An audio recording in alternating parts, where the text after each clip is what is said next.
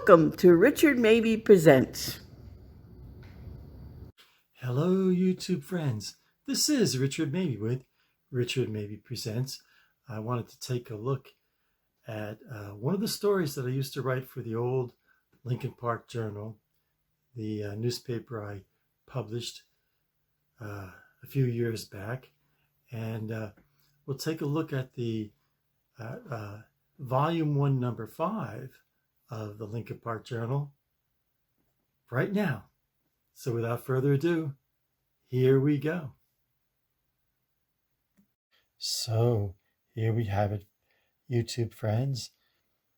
The newspaper I used to publish, the Lincoln Park Journal. And this is Volume 1, Number 5, from March 26, 1987, priced at 15 cents. And the top front page stories of that week were: development on Jacksonville Road approved, 1987 budget by Town Council approved, Beat the Burglar program, Easter Bunny to visit Lincoln Park, and co-ed volleyball. And turning the pages of the Lincoln Park Journal, here we have the editorial page, which was that week, The Sands of the Hourglass. This was a column, Home Movies. It was a review of different movies. And here's my main interest for this episode of Richard Mabey Presents, the story Two Brothers, a story by Richard Mabey. And a chapter of this saga appeared every week in the pages of the Lincoln Park Journal. And this is the true story of my grandfather, Watson Mabey, and his brother, Earl Mabey. And I think I'll read some of that story right now. So, YouTube friends, I thought I would read one of the installments or chapters of the saga I titled Two Brothers.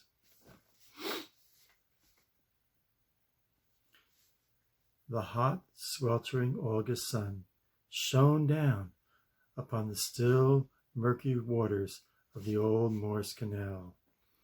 The mule's hooves, encased in clay and mud, set a rhythm and cadence to the moment. They supplied a subtle harmony to the boy's gentle whistle and the whisper of the wind drifting through the maple, the elm, and the willow. As Watson Mabey guided the mule up the steep grade of the old canal lock, he removed his wide-brimmed hat and with the back of his forearm wiped the sweat from his forehead. "Come on, Watson, it's lunchtime. Pa's got soup waiting for us at the store," called Earl Mabey from down below on the towpath. "Be right there, soon as I get this boat over the lock," Watson called back to his brother Earl. In a matter of minutes, Watson was walking down the narrow trail of the towpath, with the mule, Jefferson, behind him. It was often the center of many conversations with passengers on the canal boats as to whether the mule was named after Thomas Jefferson or Jefferson Davis. Watson never told for whom he named the mule after. Even his brother Earl often wondered. The two young men walked down the muddy towpath together as Watson caught up to his brother. They had walked the path 100 or more times before, talking and laughing about the canal boat passengers they had encountered in the morning time. Silence was now all that fell between the two young men. For it was 1917, and the day after Earl received the draft notice to serve in the United States Army. Pop says it'll probably be all over in a couple of months. It'll all be over, and you won't even had gone over there, said Watson. I ain't afraid to tell you, Watson. I'm afraid deep inside. Deep inside of me, I feel I ain't ever coming back here again, Earl said to his brother. You'll be back, Earl. You'll be halfway across the ocean and the ship will turn around because the whole blasted war will be over and done with, Watson assured his brother Earl. I ain't so sure, Earl said. The hot August sun baked down upon William Mabey as he watched his two sons walking toward him on the old toll path. There was sorrow in William's eyes, a sorrow that came from the inner depths of his soul. He tried his best to hide it. Come on, boys, hurry up. I got some hot soup here and cold lemonade, William called out to his two sons. Pop, many customers this morning, Watson called out to his father. A fair share, Watson, William replied.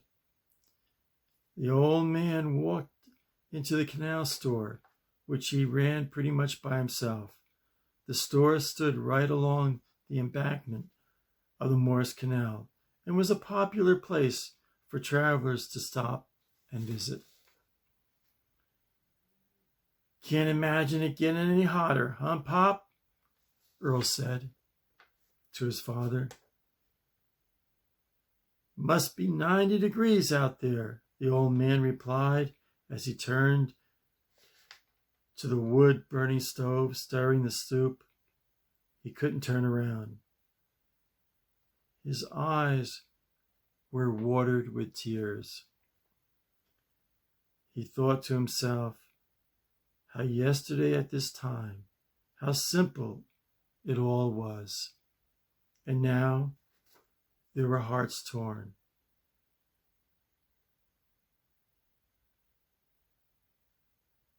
He and his wife Dora had not slept all night. He wondered, how could something so far away ever affect his life in such a deep way?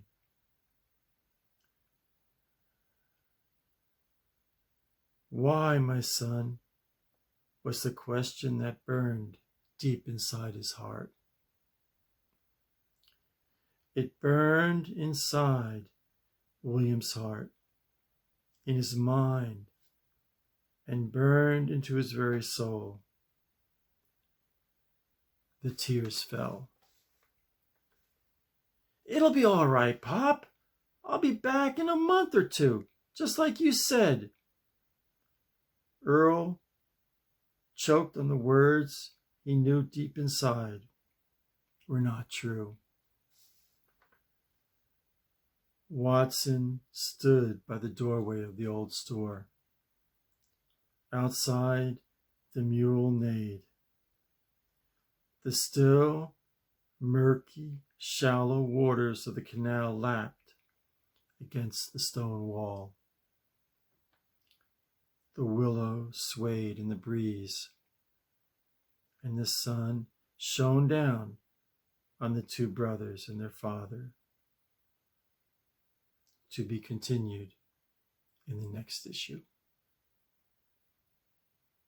So I don't know, maybe in the next time I do my YouTube presentation, I might read another chapter or two, brothers, or I might wait for a week or so. So I'll see how it goes. But this story, this is a true story, and very dear to my heart. So, two brothers. I got a good response from this when it appeared in the Lincoln Park Journal. So I'm going to close. So stay happy, stay healthy, stay positive. This is Richard Mabey, signing off.